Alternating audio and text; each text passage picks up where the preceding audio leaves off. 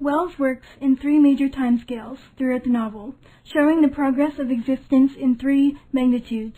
The first timescale is human life and human history. This is our default setting, and we have seen an example already of this by just looking at the life of Wells himself and his accomplishments. The second timescale Wells works with is the evolutionary timescale. Within this timescale, the time traveler discovers changed landscapes 800,000 years in the future, and two divergent species with our modern human as the common ancestor. The region around his home is almost unrecognizable, with landmarks such as rivers having shifted considerably. Human history, the lesser time scale, remains only in broken and ignored remains, decaying monuments, and language reduced to the most basic and vague utterances. The third timescale Wells works with, however briefly, is cosmological time. Wells shows this with the time traveler's experience of not recognizing a single constellation 800,000 years into the future, because of the gradual, but to us unnoticeable shifting of the stars in space. He watches the stars and sun slow down, while he soars ahead through time, and eventually becomes fixed in the sky. Of course, the sun and stars do not actually become fixed, but he is experiencing the slow of Earth's orbit, and rotation as a result of tidal drag. The Eloi and the Morlocks present a powerful problem to the time traveler, though he does not meet the Morlocks right away. How did this happen? How did we, with all our modern intellect, become what the time traveler is presented with 800,000 years in the future? When confronted with the beautiful and frail Eloi, he finds them happy and carefree, idyllic, but for one fear, the Morlocks, and by extension, darkness.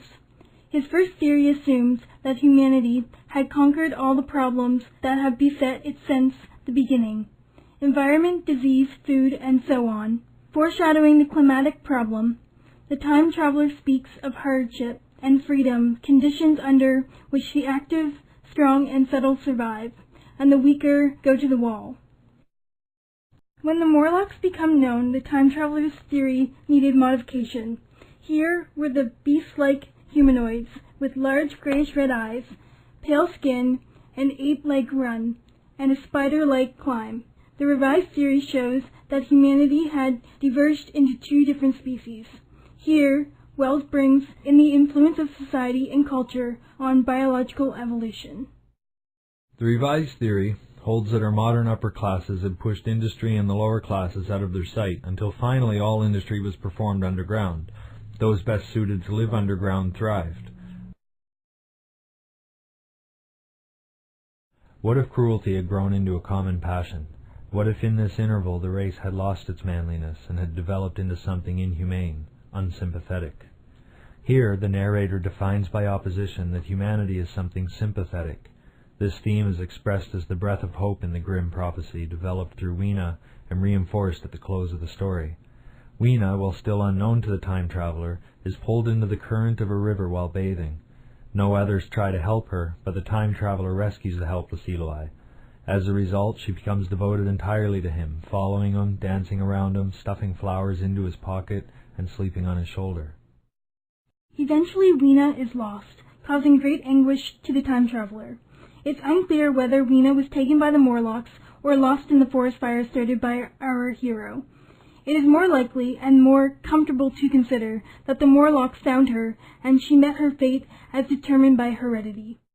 The only proof the time traveler has of his incredible story is the discovery of two flowers in his pocket, placed there by Weena.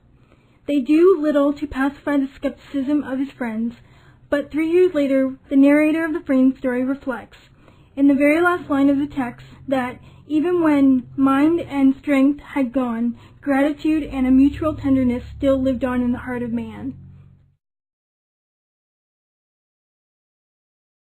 The time machine leaves us hanging at the end, with no indication as to the fate of the time traveler. So where, or rather when, is he at the book's end? There are countless possibilities, not many of them good. He may have stopped inside something resulting in instant death. There must be greater chances for this than against it. He may have lost his life to the dangers of whichever era he went to. This could be barbarism, beast, environment, and so on.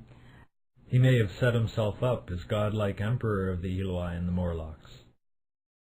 The time machine also sets up some serious problems for the far-reaching mind. Does the Eloi-Morlock relationship symbolize modern power relations in the way that Jonathan Swift's Modern Proposal and Lu Xun's Diary of a Madman do?